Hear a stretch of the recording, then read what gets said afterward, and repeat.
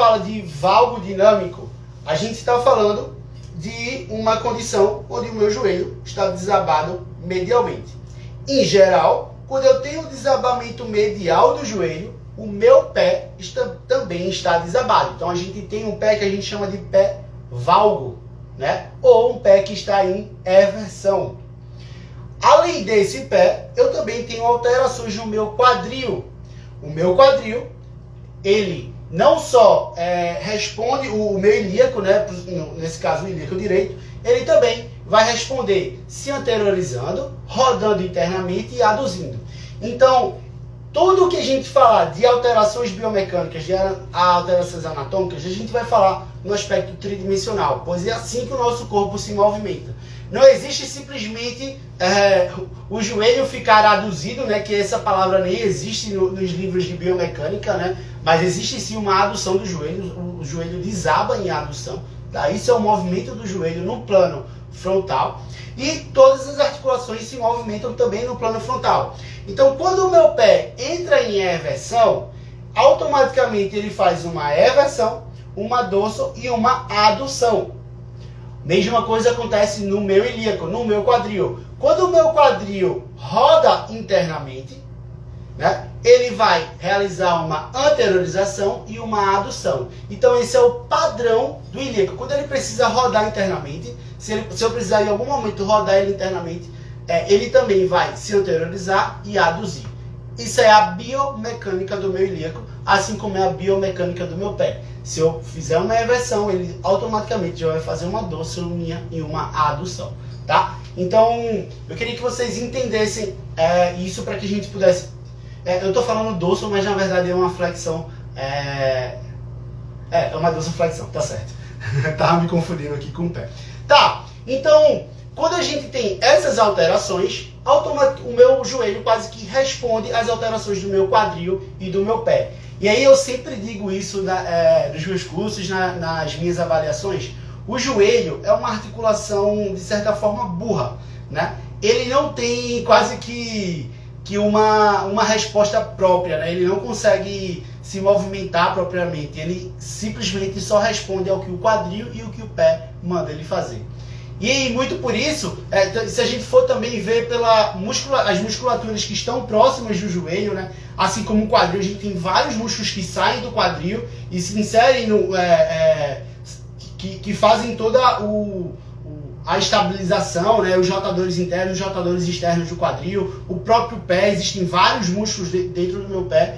Mas no joelho, ali cruzando o joelho, músculos mais curtos que fazem essa função, a gente tem basicamente o poplíteo, né? Os outros músculos saem por exemplo, do quadril ou saem do pé para poder cruzar o joelho. Então o joelho vai basicamente responder a tudo que o quadril e o que o pé fazem. Então, mais uma vez, quando a gente percebe, quando o pé está em eversão, né, ou em valgo, o meu joelho tende a entrar em valgo também, assim como o meu quadril. E aí muitas vezes a gente precisa entender qual é a musculatura que está levando essas estruturas, ou o meu pé a ficar valgo, ou o meu quadril a rodar internamente e anteriormente, tá? E aí para isso a gente começa a ir atrás das musculaturas, né? Por exemplo, a musculatura que faz eversão do pé são os fibulares, fibular longo, fibular curto, fibular terceiro, assim como o extensor longo dos dedos. Todos esses músculos são inervados quase que de forma prioritária pelo plexo sacral, porque são músculos que têm uma função de posterior, né? Mais látero-posterior. Então eles são inervados pelo plexo sacral. E aí eu já vou adiantando essa informação para que vocês entendam. Se eu tenho alguma alteração no meu sacro, eu posso mudar a estrutura, né? Ou mudar o funcionamento do meu nervo e fazer com que esses músculos fiquem espasmados. E esses músculos espasmados vão travar o meu pé em valgo, vão travar uma eversão. Então é muito importante a gente entender isso também. Assim como o contrário, né? Já o quadril, para jogar o meu joelho em valgo, ele precisa rodar internamente e anteriormente.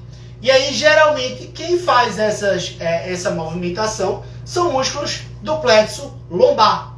Então, alterações na minha lombar, pouca mobilidade lombar ou compressão neural, enfim, qualquer alteração que eu tenha lá da raiz nervosa pode deixar essa musculatura espasmada ou o contrário, ou deixar a musculatura que faz o movimento contrário, que faz a estabilização, não deixar ela se ativar muito bem. E aí isso acaba criando compensações que geram um valgo dinâmico. Então, uma coisa que a gente deve sempre olhar muito bem para o valgo dinâmico é a raiz nervosa, principalmente de L4 a S2, que é aqui de onde sai a inervação desses músculos que ajudam no movimento.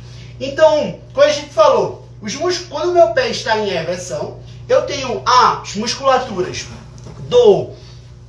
os fibulares e o extensor longo dos dedos. Se eles estiverem espasmados, eles vão gerar uma eversão sustentada. Já a inversão, os músculos inversores que deveriam fazer o movimento contrário, ou seja, estabilizar. Então, por exemplo, o tibial anterior, o tibial posterior, o flexor longo do hálux, né, que deveriam fazer esse movimento contrário, eles também podem estar fracos. E aí a gente também deve olhar para a raiz nervosa dessa musculatura, porque se eu tenho uma alteração nervosa que faz que manda essa informação para o músculo, mas no caminho essa informação se perde, o músculo não vai conseguir atuar de maneira efetiva. Então a gente precisa sempre olhar para essa condição, tá? Não só para essa, a gente vai discutir várias outras condições, mas essas são muito importantes.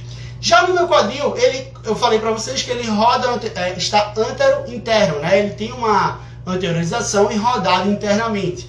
Quem faz isso basicamente é o tensor da face lata, o semitendinoso, o semimembranoso, o glúteo médio, as fibras anteriores do glúteo médio, o glúteo mínimo e os adutores, né? Todas essas musculaturas, quando estão em tensão, eles podem gerar um valgo para o meu joelho. E aí, um músculo que a gente deve olhar com muita atenção, que é um dos principais músculos, eu sempre olho para ele quando eu vejo um valgo dinâmico, quando eu vejo um valgo até estático, tá? É o tensor da fáscia lata. O tensor da fáscia lata, gente, eu vou até pegar a minha banda aqui para a gente fazer esse entendimento. Ele sai da espinha ilíaca anterosuperior e corre lateralmente até a minha fíbula, até para o tubérculo de Gerli, tá? E aí, se vocês perceberem, se esse músculo se contrair, se esse músculo encurtar, o que ele vai fazer? Ele vai tender a levantar o meu pé lateralmente, ó. Se ele fizer isso, ele tende a levantar meu pé lateralmente. E ao fazer isso, olha o que acontece com o meu joelho. Ele automaticamente entra em valgo. Então, o tensor da fáscia lata é um músculo essencial para a gente avaliar quando a gente tem um valgo dinâmico. Em geral, é um músculo que está muito espasmado e quando ele está espasmado, ele vai gerar uma tensão excessiva e sustentar esse valgo dinâmico. E aí, quando a gente fala de inervação, a gente tem que olhar para a raiz nervosa, entre L4 e S1, que é de onde ele sai.